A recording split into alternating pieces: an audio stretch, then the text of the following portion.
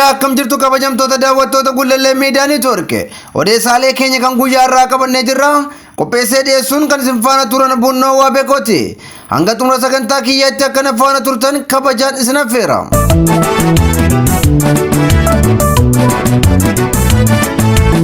Gujii baatti loltoonni mootummaa PP garee wal qooduun walaleeluun himamee jira.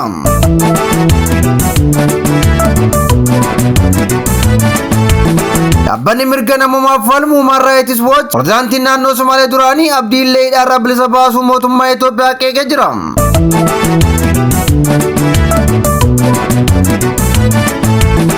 Humnootiin fiinxaleeyyii faannoo godina addaa saba Oromoo Walloo aanaa Jiillee Dhummuugaa keessatti waraana banuun namoota nagaa ajjeesaa jiraachuun himamee jira. Kunneen hangafoota oduu turanii irra deebiin kan jirtu kabajamtoota daawwattoota Gullallee Miidiyaa Neetwoork.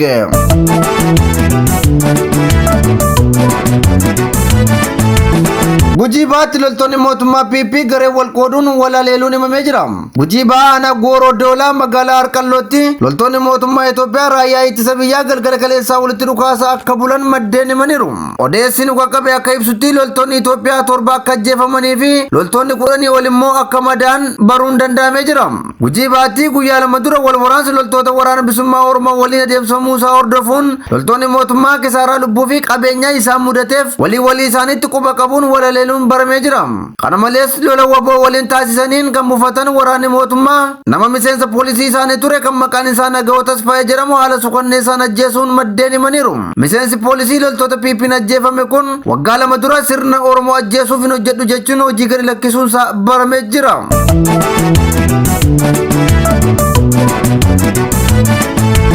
Dhaabbanni mirga namummaaf falmu Human Rights Watch pirezidaantii naannoo Somaalee duraanii Abdiillee hidhaarraa baasuu mootummaa Itoophiyaa qeeqan.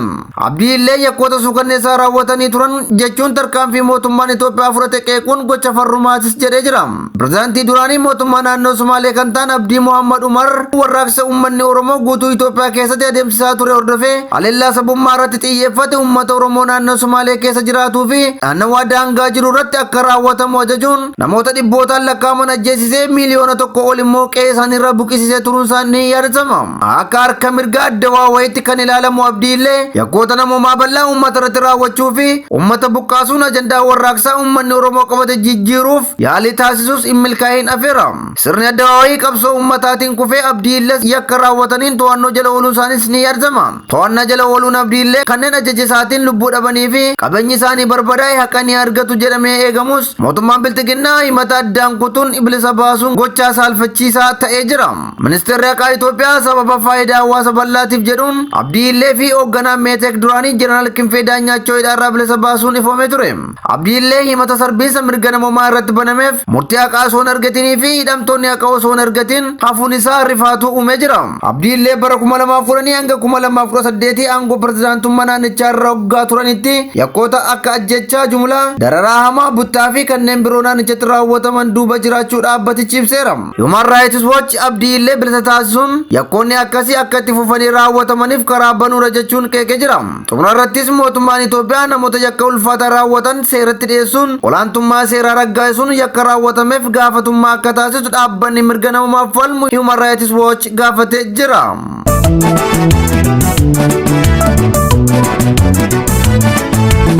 Humnooti fiinxaleeyyii faannoo godina addaa saba Oromoo Walloo aanaa Jiillee Dhummuugaa keessatti waraana banuun namoota nagaa ajjeesaa jiraachuun himameera. Lola guyyaa kaleessaa gandoota Jiillee Dhummuugaa keessatti adeemsifameen uummata Oromoo Walloo irraa namoonni 7 ajjeefamuu 9 madaa'uu jiraattonni himaniiru.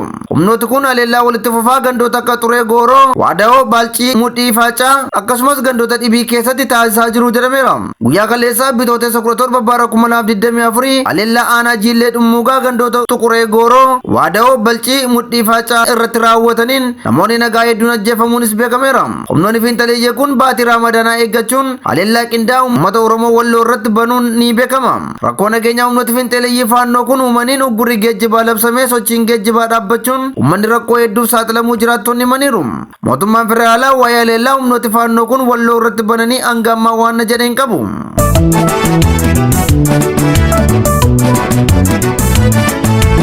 Hordoftoonni amantaa waaqeffannaa jiila milkaa odaa nabeetti taasifachuun himame. Jilli amantaa waaqeffataa gara odaa nabeetti imale kun milkiin galleerra jechuun dureewwan amantichaa himaniiru.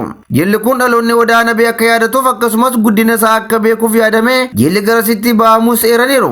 Odaan nabee odaalee shanan gadaa Oromoo keessaa tokko yoo ta'u ardaa jiilaa fi wiirtuu sirna gadaa Tuulamaati. Duudhaan ganamaa Oromoo Tuulamaa baay'een dirree kanatti gaggeeffamu. Bakka seenaa guddaa qabu kanaaf kunuunsi godhamaa fi akka hin jirres kanneen eeran namoonni yaada kennan kunuunsi barbaachisaan godhamuu fi akka qabu dhaamaniiru. Ardaa jilaa kana badiirraa oolchuun gahee dhaloota kana akka ta'es ibsanii jiru.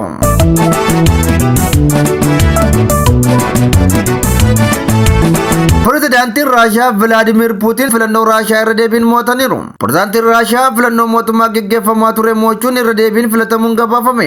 Waajjirri Koomishinii filannoo Raashiyaa keessatti pirezidaantiin Puutiin sagalee caalmaa argachuun mo'ateera jedheera. Lakkaawwiin sagalee hanga yoonaatti taasifame akka agarsiisutti Puutiin sagalee parsantii 87.3 argachuun filannicha mo'ateera. Pirezidaantii Puutiin nama umurii 71 waggaa ta'u waggoota 6 itti aananiif pirezidaantii Raashiyaa ta'uun kan tajaajilan ta'a. Pirezidaantiin kun garaagarummaa sagalee guddaadhaan haala salphaa ta'een morkataa isaa mo'ateera jedhameera. Puutiin pirezidaantota waggoota dheeraa Raashiyaa hoogganan jedhamuun sadarkaa olaanaa qabateera. Namni kun erga bara 1999 biyya Sooviyeet duraanii Raashiyaa bulchaa jiru. Biyyattii yeroo filannoo gaggeessaa turtetti misaayilii Yuukireenii aleelamuun ishees ni yaadatama. Balleessaan Yuukireen kun adabbii malee kan darbamu miti jechuun Yuukireenitti dhaadatanii jiru.